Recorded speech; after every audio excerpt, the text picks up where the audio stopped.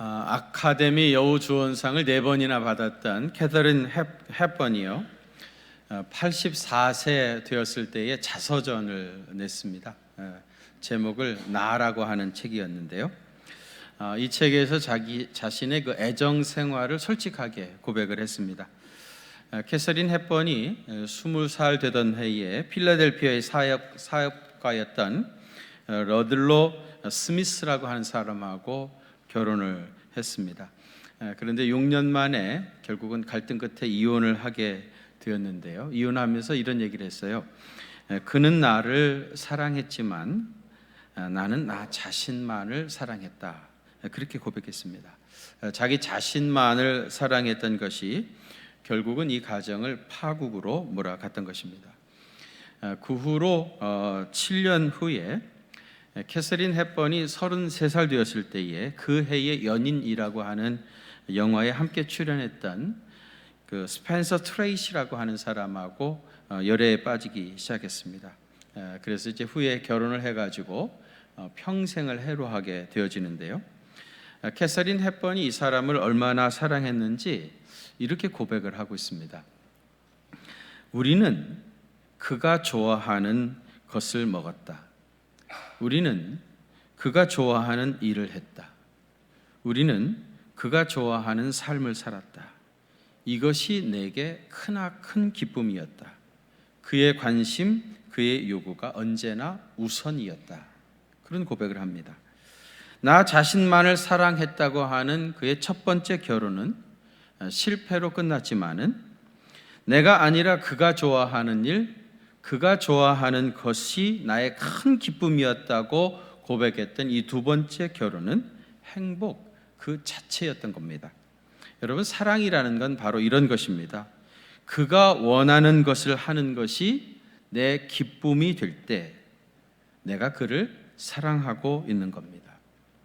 부부가 짝을 지어 살면서 갈등도 많이 하게 되어지죠. 왜냐하면 서로 기호가 다르고 또 원하는 것이 다르기 때문입니다. 제가 제 아내하고 교제를 할 때에 저는 그때 기차 타고 등산 다니고 이러는 것들이 참 좋았습니다. 중앙선을 타고 기차를 타고 쭉 내려가다 보니까 양평 넘어 용문이라고 하는 곳에 가면은 갑자기 물이 너무너무 맑아지더라고요.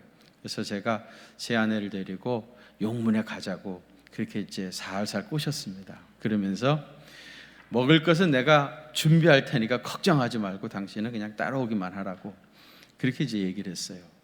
제가 제일 좋아하는 것은 등산 가가지고 옛날에는 그 석유 바나 가지고 다녔잖아요. 석유 바나하고 그 다음에 이제 시내가에서 둥글넓적한 돌을 주워가지고 이걸 깨끗이 씻어서 이걸 석유 바나로 따갑게 달구어가지고 그 위에다가 삼겹살 구워 먹으면은 뭐 벌써 그냥 침 흘리시는 분들이 계시는데 삼겹살 구워 먹으면은 제일 좋았습니다. 그래서 제가 제 아내에게 걱정하지 말고 당신은 그냥 오라고 하고 제가 준비한 게 뭐였겠어요? 삼겹살이었습니다. 그래가지고 용문에 도착하자마자 돌을 주워가지고 신이 나가지고 깨끗하게 씻고 그리고 석유 바나를 피워가지고 돌을 뜨끈뜨끈하게 데워가지고 거기다가 삼겹살을 구웠습니다. 지글지글하게 기름이 흐르면서 내려가는데 세상에 제 아내는 삼겹살을 안 먹었습니다. 나는 세상에 삼겹살을 안 먹는 사람이 있다는 걸 그날 처음 알았어요. 내가 좋아하니까 당연히 좋아하리라. 삼겹살 먹을 줄 아냐고 한 번 물어본 적도 없습니다. 당연히 맛있어 하겠지. 그렇게 생각하고 갔던 겁니다. 저는 그날 마냥 좋았지만은 제 아내는 최악의 날이었습니다. 거기서 뭐 사 먹을 수도 없고요. 그런데도 결혼을 해가지고 자식 낳고 사는 거 보면은 전적으로 하나님의 은혜입니다. 모든 영광을 주님께 돌립니다. 할렐루야. 여러분, 사랑한다는 말은 자기 중심에서 다른 사람 중심으로 그 중심축이 이동하는 것입니다. 다른 사람을 위해서 내가 양보하고 참아주는 정도에 머무르는 것이 아니라 아예 내 기호가 바뀌는 겁니다. 아까 캐서린 헵번이 고백했던 것처럼 그가 원하는 것을 하는 것이 내 기쁨이 될 때 내가 그를 사랑하고 있는 것입니다. 그렇다면 여러분은 지금 어떤 인간관계를 맺고 살고 있습니까? 아직도 자기를 서로 주장하면서 전쟁이 끝나지 않았습니까? 아니면 이 전쟁에서 누군가가 일방적으로 승리해서 한 사람은 자기를 여전히 주장하고 있고 다른 사람은 그것을 억지로 참으면서 할 수 없이 따라가고 있습니까? 아니면 캐서린 헵번 같이 그가 원하는 것이 이미 나의 기쁨이 되어버린 그런 성숙한 사랑을 하고 있습니까? 오늘 우리 본문에서 이런 깊은 사랑에 빠졌던 한 사람을 우리는 만나게 되어집니다. 지난 시간에 말씀드렸던 것처럼 에스더가 죽으면 죽으리다 결단하고 3일간 금식 기도 후에 아하수에로 왕 앞에 나갔습니다. 왕이 먼저 불러주지도 않았는데 왕궁의 안뜰에 들어갔다가는 왕을 죽이려는 자객으로 오해를 받아가지고 호위병들이 그 자리에서 칼로 쳐 죽입니다. 그래서 에스더는 죽으면 죽으리다 결단하고 민족을 구하기 위해서 왕궁 안뜰에 들어갔던 겁니다. 여러분 오늘 본문 2절 한번 같이 봉독하실까요? 2절 시작. 왕후 에스더가 뜰에 선 것을 본즉 손에 잡았던 에스더가 가까이 가서 금규 끝을 만진지라. 아멘. 우리는 이 나라의 문화와 또 전통을 이런 걸 잘 모르니까 아하수에로 왕이 손에 잡고 있던 이 금규를 에스더에게 내밀었다 하는 이 말씀을 읽으면서도 크게 감동을 하지 않습니다. 근데 여러분 만일 이 순간에 왕이 에스더에게 이 금규를 내밀지 않았다고 하면은 에스더는요 왕에게 말 한마디 건네보지 못하고 호위병들의 칼에 목이 달아났을 것입니다. 이 금규라고 하는 건 뭐냐면 예전에 성경에는 금홀이라고 하기도 했는데요, 왕이 손에 잡고 있는 조그만 지팡이 또 지휘관들이 지휘봉 같은 겁니다. 뭐 금으로 되어 있으면 금홀이라고 하고요, 또 이제 보석으로 되어 있는 것들도 많이 있어요. 근데 왕이 이것을 내민다는 말은 뭐냐면은 자기에게 다가오는 사람을 죽이지 말고 나에게 다가오는 것을 허락하라 하는 신호입니다. 그 아하수에로 왕이 에스더가 왕궁 안뜰로 들어오는 것을 보고 금규를 내밀어 준 겁니다. 이 말은 뭐예요? 그를 죽이지 말라는 겁니다. 그래서 에스더가 그 금규의 끝을 붙잡고 왕 앞에 나아갈 수 있었던 겁니다. 내어민 금규, 이것은 죽을 목숨을 살리는 것입니다. 여러분 아하수에로가 에스더를 살리기 위해서 금규를 내밀었던 것처럼 하나님은 죽을 수밖에 없는 우리를 살리시기 위해서 금규를 내미셨습니다. 그것이 뭡니까? 예수님의 십자가입니다.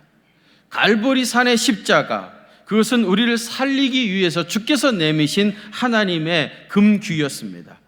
에스더가 왕의 금규를 붙잡고 목숨을 구했던 것처럼 우리가 그리스도의 십자가를 붙잡게 되어지면 살고 영원히 죽지 않습니다. 여러분 이것을 믿으십니까? 아하수에로는 에스더가 죽기를 각오하고 자기에게 나온 것은 분명히 무슨 긴박한 문제가 있기 때문이라고 생각을 했습니다. 그래서 오늘 보면 3절에서 그대의 소원이 무엇이며 요구가 무엇이냐, 나라의 절반이라도 주겠노라 그랬습니다. 여러분 마가복음 6장에 보면은요, 헤롯이 자기 딸이 춤추는 것을 보고 너무 예뻐가지고 뭐라고 그래요? 너의 소원이 뭐냐? 이 나라의 절반이라도 떼어주겠다, 그런 얘기를 했는데 이 아하수에로 왕도 에스더가 너무 사랑스러워가지고 네 소원이 무엇이 말만 하라, 나라의 절반이라도 떼어주겠다고 그렇게 제안을 합니다. 그러니까 에스더가 그 말을 듣고 뭐라고 그래요? 내가 왕을 위하여 잔치를 베풀어 싸우니 왕이 좋게 여기시거든 누구와 함께? 하만과 함께 오소서. 하만 데리고 내 잔치 자리에 참석해 달라, 그렇게 요청을 합니다. 그래서 왕이 하만을 데리고 에스더가 베푼 잔치 자리에 나아갔습니다.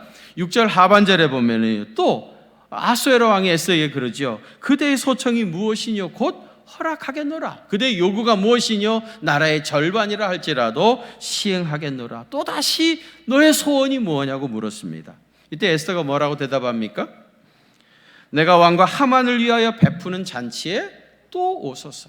내일은 왕의 말씀대로 하리이다. 내일 내가 다시 하만과 왕을 위해서 잔치자리를 배설할 터인데 다시 하만 데리고 오십시오. 그렇게 요청을 하죠. 그래서 왕은 다음날 하만을 데리고 에스더를 찾게 되어집니다.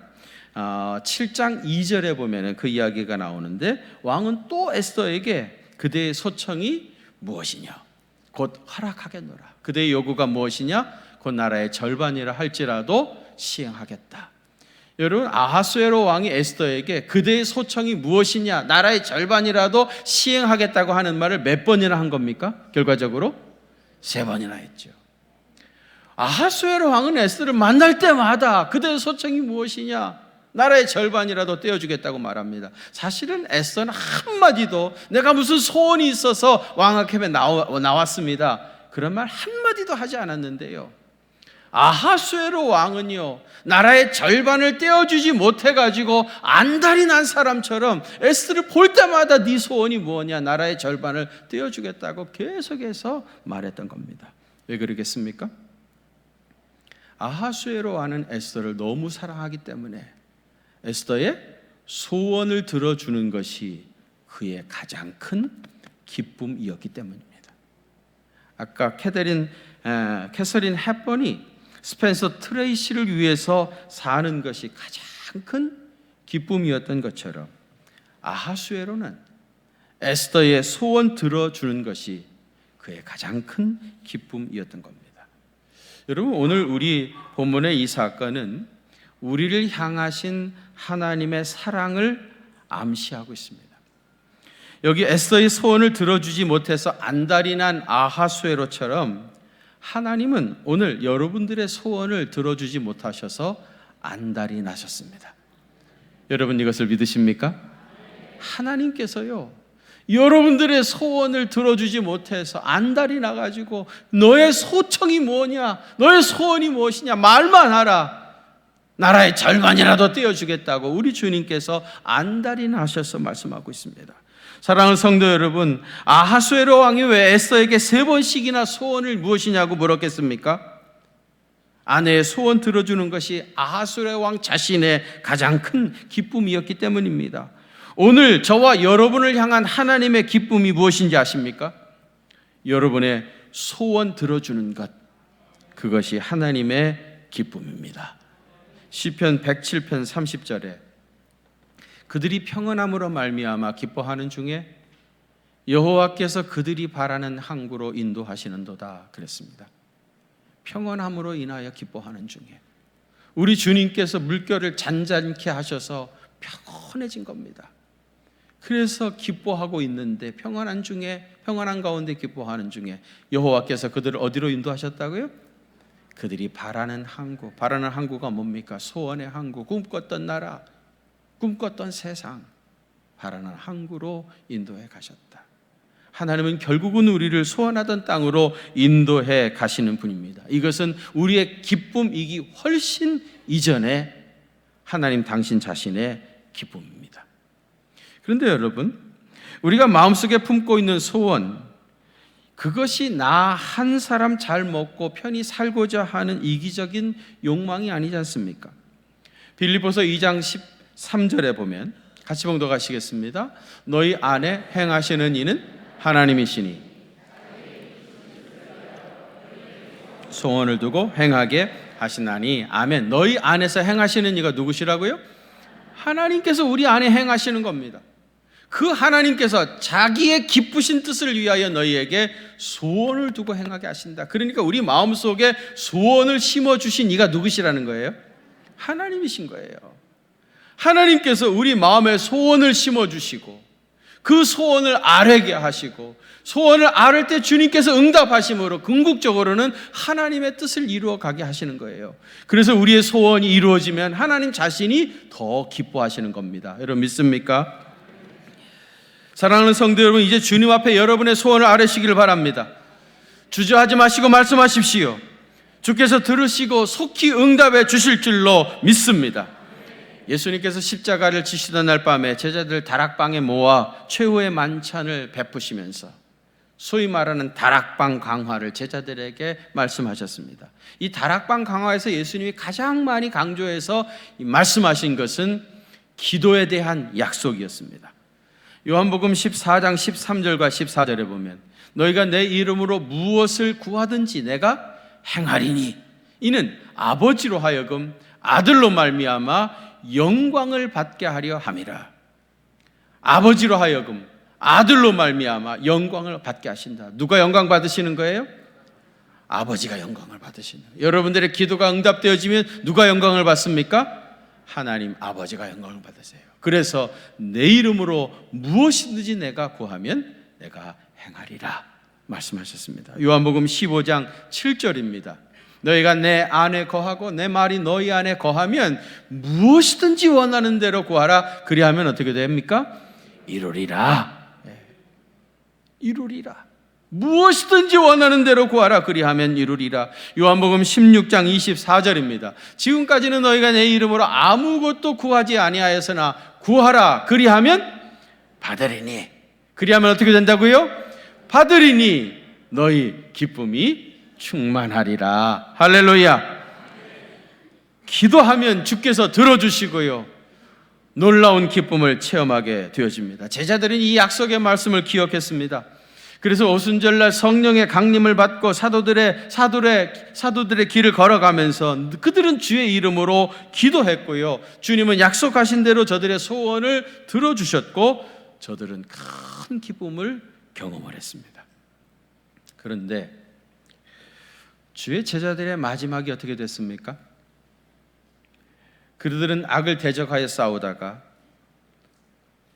결국은 다 순교의 잔을 마셨습니다.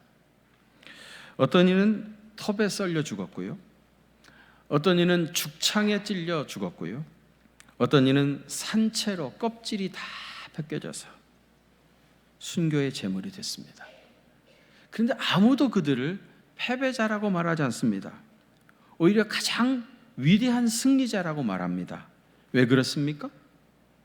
그들의 소원은 이 세상에 있지 않았기 때문입니다.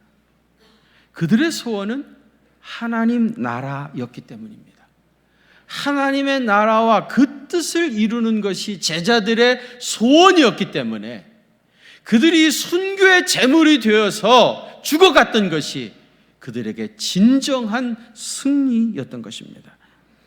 여러분, 세계적으로 유명한 심리학자 빅터 프랭클이라는 사람이 있습니다. 이 사람이 나치 포로 수용소에 끌려가셨던 사람입니다.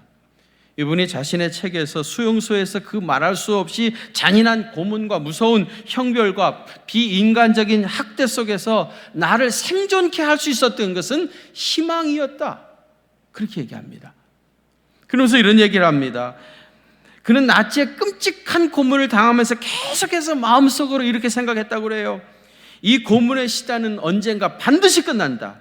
그러면 나는 이 수용소에서 나가서 내가 붙잡은 이 삶의 희망을 세계 수많은 사람들에게 말해주겠다. 이 끔찍한 고문을 넘어서서, 이 절망적인 환경을 넘어서서 저 건너편에 있는 희망을 세상 사람들에게 보여주기 위해서 나는 끝까지 이 고문을 견뎌내겠다. 저 희망을 바라다 보면서 끝까지 그 고문을 견뎌낸 겁니다. 여러분, 그가 붙잡았던 이 희망이 정말 그를 끝까지 견디게 했던 겁니다.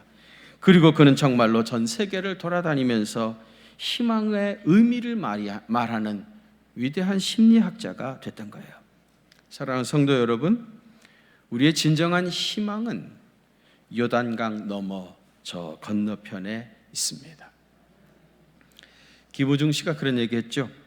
세상은 넓고 할 일은 참 많다. 이문열 씨는요, 추락하는 것은 날개가 있다. 날개가 있으니까 추락하는 것이다, 그런 얘기를 했죠. 얼마나 패기 있고 자신감 넘치는 말입니까?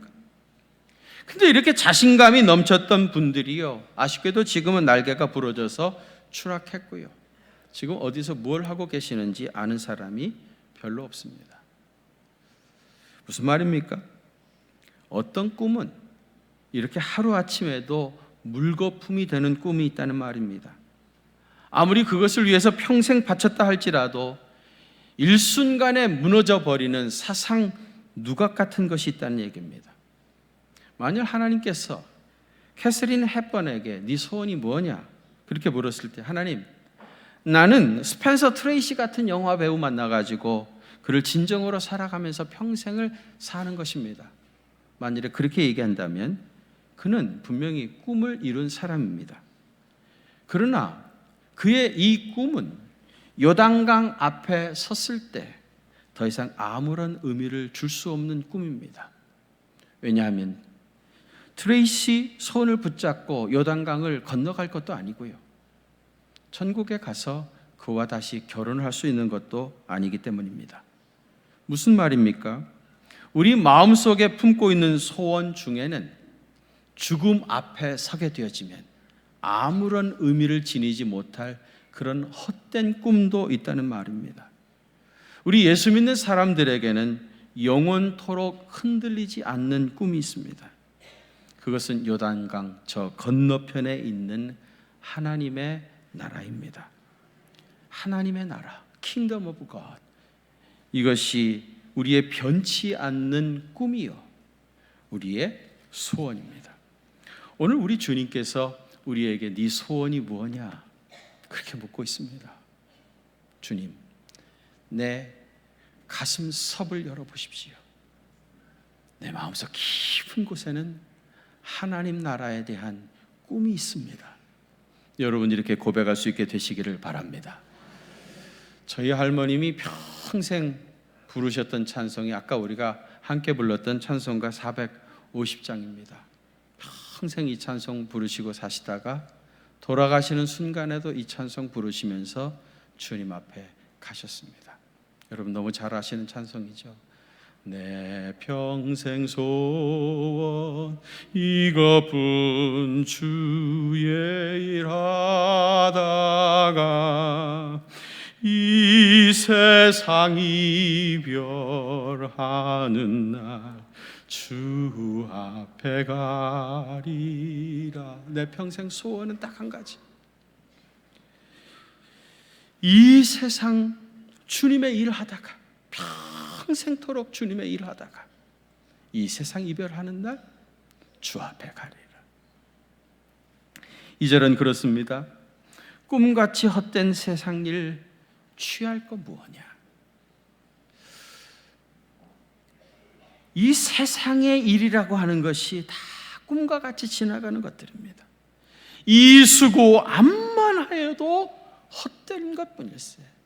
여러분 이 세상에 속한 모든 것은 결국은 다 헛된 것입니다. 요단강 앞에 서게 되어지면 결국 아무 의미도 지닐 수 없는 그런 헛된 것입니다. 불같은 시험 많으나 겁내지 맙시다. 구주에 걷는 크시니 이기고 남겠네. 할렐루야. 우리가 살면서 불같은 시험 많이 당하지만은 조금 더 겁낼 것 없습니다. 우리 주님의 권능이 크시니 충분히 이기고도 남을 줄로 믿습니다. 금보다 귀한 믿음은 참 보배 되도다. 이 진리 믿는 사람들을 다 복을 받겠네. 살같이 빠른 광음을 주 위에 아끼세. 여러분 우리가 사는 인생이라고 하는 것이 그야말로 살같이 지나갑니다. 광음같이 스쳐 지나가 버리는 인생입니다. 살같이 빠른 광음을 주 위에 아끼세.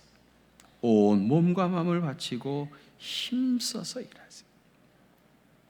늘 하나님의 나라를 소망하며 믿음으로 살아가시길 바랍니다. 여러분 천국을 소망하며 평생을 사는 사람은 100% 반드시 그 소원이 이루어지게 되어 있습니다. 요단강 앞에 섰을 때에 내가 평생 사모하던 하나님의 나라가 활짝 열리게 되어지는 것을 체험하게 될 것입니다. 그리고 여러분 천국을 소망하며 사는 사람은 이 세상에 사는 동안에도 세상에 속한 모든 것들로부터 자유함을 경험할 수가 있습니다. 무엇을 많이 소유해서가 아닙니다. 이름이 알려지고 지위가 높아졌기 때문도 아닙니다. 이런 것들과 전혀 상관없이 어떤 상황에 있든지 어떤 처지에 있든지 간에 세상에 속한 모든 것을로부터 진정 자유하게 되어지는 것은 하나님 나라의 꿈을 가슴에 품고 살기 때문입니다. 하나님 나라의 꿈이 강하면 이 세상에 속한 다 지나가는 것들 거기에 매이지 않게 되어집니다. 그래서 진정한 자유, 참된 행복을 누릴 수 있게 되어집니다. 저는 우리 사랑하는 성도 여러분들이 천국을 향한 거룩한 소망이 날마다 새로워져서 세상에 속한 모든 것들로부터 해방되어진 진정 해방된 자유인이 되시기를 주님의 이름으로 축원합니다. 여러분, 오늘 주신 말씀 생각하면서 한번 같이 통성으로 기도하십시다. 여러분, 우리가 너무나 세상의 겉에 매여 살지 않았습니까?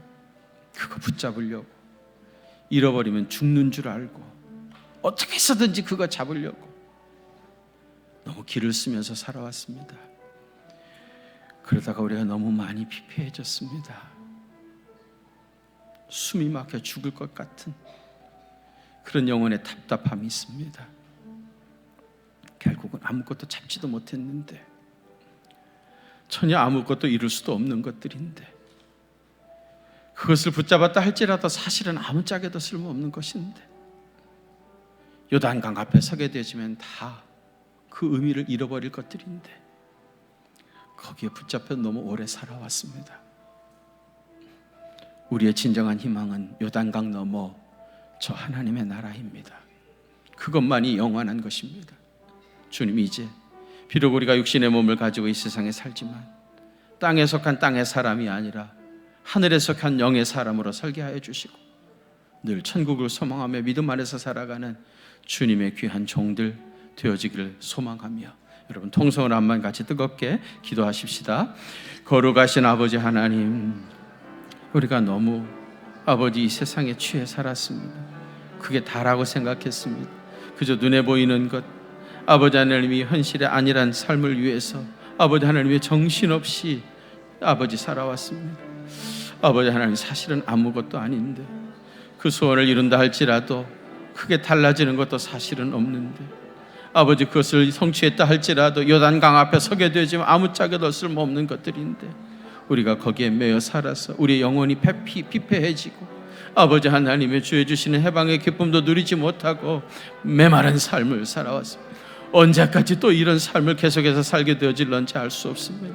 전능하신 아버지 하나님이 진정한 소망은 하나님의 나라 천국임을 믿습니다.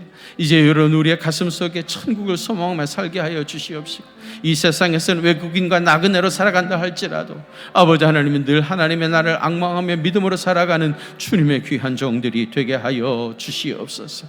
언젠가 우리가 꿈꾸던 하나님의 나라에 이르게 되어질 때에 우리의 주님 바라다 보며 영광 중에 주님 만날 수 있는 믿음의 사람 다 되시도록 은혜 더해 주시옵소서. 하나님 아버지, 우리가 너무 땅의 일에 매여서 땅의 사람으로 살았습니다.